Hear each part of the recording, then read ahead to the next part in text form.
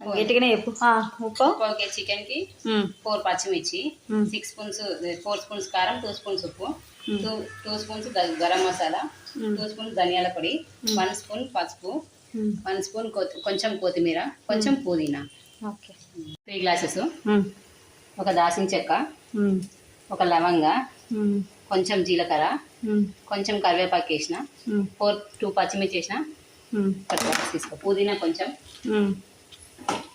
కొత్తిమీర కొంచెం వేసిన, 1 టీ స్పూన్ ధనియాల పొడి వేసిన, 2 స్పూన్స్ సాల్ట్ వేసిన. టైం చూడు మేడం, టైం చెప్తాను. టైం ప్రకారం చేసుకుంటే నీకు ఈజీ అయిపోతుంది. గ్రేవీ ఇట్లా ఉండాలి, థిక్ గ్రేవీ ఉండాలి. నెక్స్ట్ రైస్ వేసేస్తాం. 2 ముక్కలు అయినాక వేసేసాను దాంట్లో. రైస్ గంట వేస్తున్నాం. రైస్ మొత్తం వేసేస్తున్నాం. ఇప్పుడు కొంచెం ముందని ఇద్దాం. వేసారు సరిపోయింది. ఇద్దాం. ఎక్కువ వేస్తాం. లైట్గా రైస్ మీద నెయ్యి వేసుకోవాలి, టేస్ట్ బాగుంటుంది. 2 ప్యాకెట్స్ వేసుకోవాలి. ఒకవేళ ఎక్కువ లూజ్ ఉంటే ఇంకా ఎక్కువ వేసుకోవచ్చు మనం, ఆడిచ్చిన నెయ్యి అయితే. ఇది ప్యాకెట్స్ కాబట్టి 2 ప్యాకెట్స్ మస్తు రైస్కి టేస్ట్ బాగా వచ్చేస్తుంది. నెయ్యిలో మంచిగా బిర్యానీ నెయ్యి లాగా అయిపోతుంది.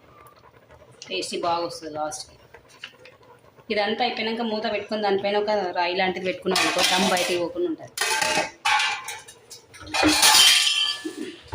ఇట్లాంటిది రాయిలాగా పెట్టినప్పుడు ఆవిరి అనేది బయటికి పోకుండా స్లో కుక్లో మంచిగా అవుతుంది బిర్యానీ.